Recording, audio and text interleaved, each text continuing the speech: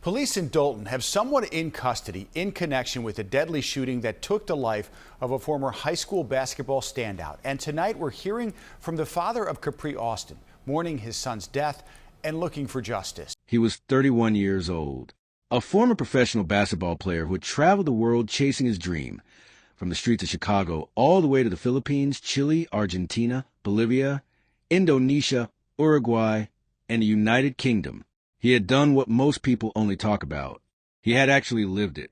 And on a Thursday night in May 2026, while he was out with his girlfriend at a cigar lounge in Dolton, Illinois, somebody took his life over an argument that never should have gone that far. This is the story of Khapri Alston.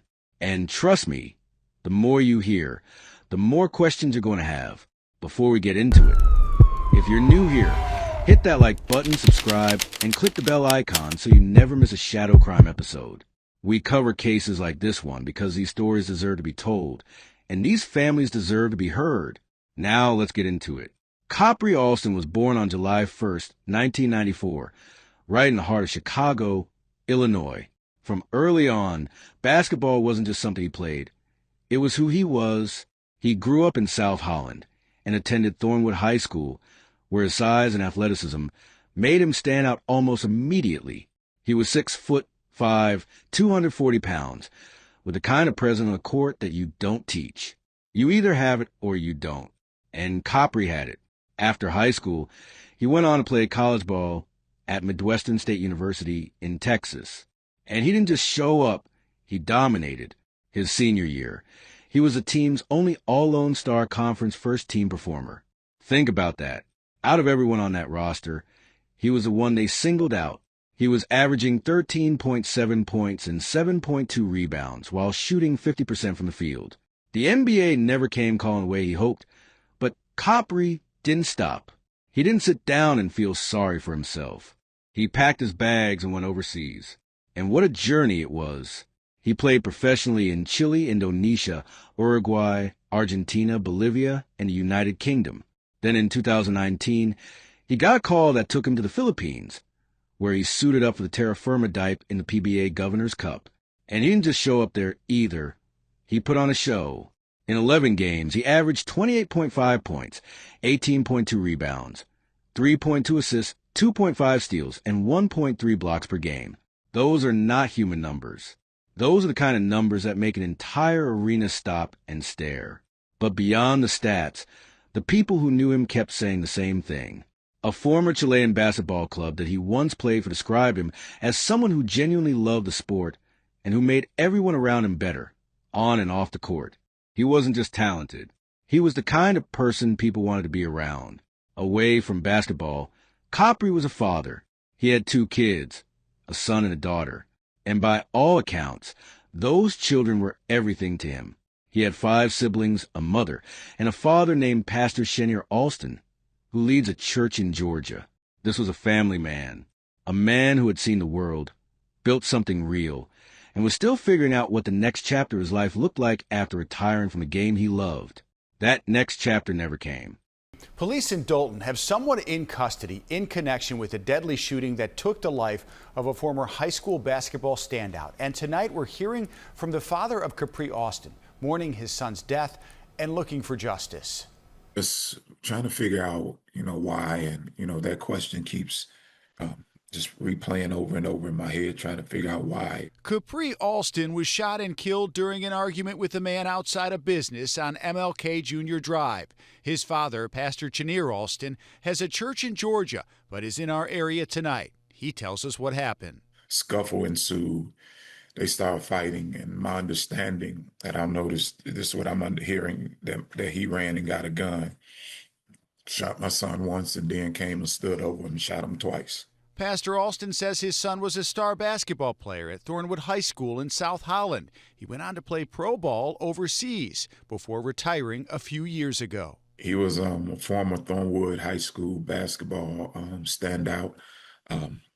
He was a person who just loved life, loved basketball. Alston was a father of 2 children, a son and daughter. He leaves them behind along with his mother and father and 5 siblings. He was a mother's boy, and he was just a protector of his siblings. One person has been taken into custody, but police have not publicly identified the suspected shooter. I'm sad. I'm angry. Also, I do trust God. My faith is what's really holding me steady and solid. But still, that was my son. The charges have not yet been filed, and police calling this tonight an active investigation. Now here's where the story takes a turn that is going to sit with you. It was a Thursday night, May 22nd, 2026. Khapri was out with his girlfriend at the Rucker Cigar Lounge in Dolton, Illinois, a south suburban village just outside of Chicago. Nothing about that night should have ended the way it did. He was just a man spending time with someone he cared about.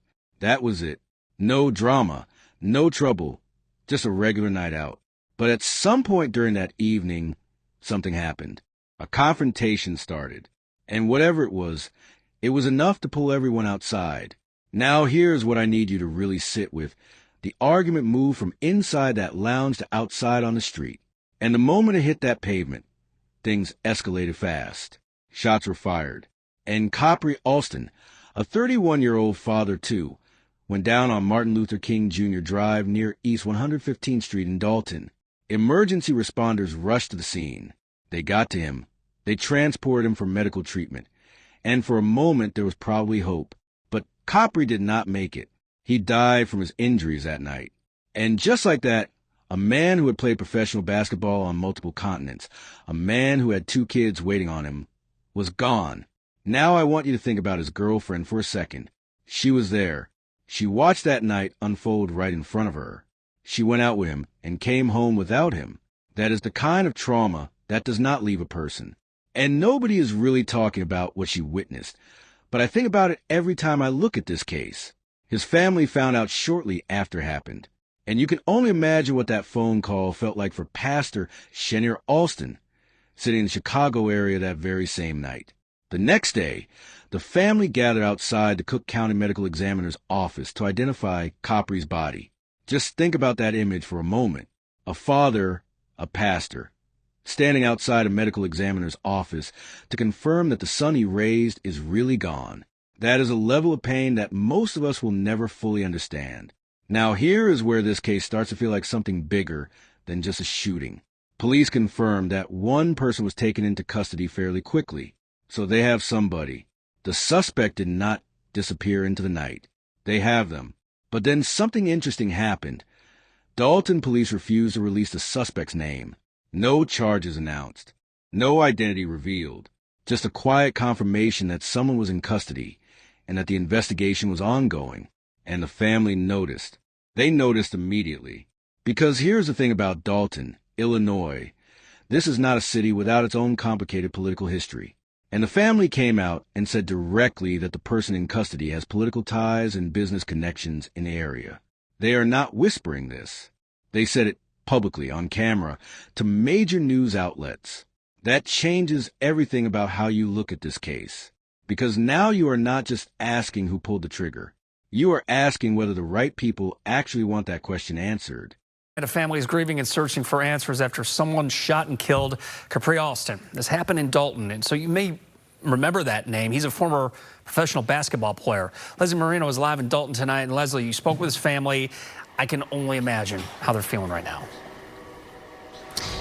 Brett, we just spoke to Khapri Alston's family outside the medical examiner's office on the west side, where they just identified his body less than 24 hours after this all happened. Take a look behind me here. You can still see the crime tape where this all occurred. According to Dolton police, 31-year-old Khapri Alston was shot and killed late last night near the 115th East Street and South Martin Luther King Drive intersection. Tonight, his loved ones are devastated, heartbroken, and still trying to process what happened. Family members tell Fox Chicago Alston had been at the Rucker Cigar Lounge with his girlfriend before the shooting happened. Relatives say there was some type of confrontation before gunfire broke out. Investigators have not publicly released details about what exactly led up to the shooting. Loved ones describe Alston as a talented basketball player, a devoted father of two, and someone who was deeply loved by his family and friends. Tonight, his family says they are pleading for answers and hoping for a full investigation into what happened. I can't even begin to tell you how I feel. Khapri, I always say this, he was my favorite basketball player. He was his he was his mama's boy, you know, his mother, and he was his sister's, his siblings' protector. And so we're crushed, we're devastated. We can't even believe that this happened because Khapri was so well loved and liked, not only in Chicago, but across the state, across this United States. He went everywhere, played basketball, had an amazing career overseas, high school. So there's a lot of people that are devastated, and we're just crushed right now. We can't believe this happened. We did reach out to Dolton Police for additional information. They tell us one person is in custody, but no arrests have been announced. We will have much more on this coming up tonight at 9. Brett. So let me ask you something directly. If you knew the person who shot your son had money, had connections, had people in the right places, what would you do? Because that is exactly the position Pastor Khapri Alston found himself in. And he did not stay quiet about it. He went on camera. He spoke to Fox 32 Chicago, to ABC 7, to anyone who would listen. And the words he used were not the words of a man who was going to sit down and wait. He said, and I want you to hear this clearly. This young man, to my understanding, has political ties and a lot of businesses. And we don't want his political ties and money to influence whether this is swept under the rug. My son is not a casualty. We want justice. He is not going to be somebody's number on a file that is filed away as an unsolved murder. Read that again. A father had to go on national television and beg the justice system not to protect a man who killed his child. That is where we are with this case right now. And then he turned and spoke directly to the shooter, not to the cameras, not to the public, to the person who pulled that trigger. He said, "You didn't have to kill my son. You didn't have to kill him. This could have been resolved. You should have just walked away. Everybody should have just walked away. You didn't have to kill my son. I don't know about you, but that hits different when you realize this man is a pastor, someone who has spent his entire life preaching forgiveness, preaching peace, preaching that there's another way through every storm. And even he could not find a scripture for this one. All he could say was, you didn't have to do it." The rest of the family echoed the same pain. They described Khapri as a talented athlete, a devoted father, and someone whose entire world revolved around basketball and his children. They talked about how well-loved he was, not just in Chicago, but across every country he had ever played in. Former teammates from Chile, from the Philippines, from everywhere he had laced up his shoes. They all came forward with tributes. They all said the same thing. He made people better just by being around them. And now those two kids he left behind, a son and a daughter, have to grow up knowing their father was taken from them outside a cigar lounge over a confrontation that the family says never needed to go that far. That is the weight this case carries. It is not just about what happened that night. It is about everything those children are going to carry for the rest of their lives. As of right now, the suspect remains in custody but still has not been publicly named.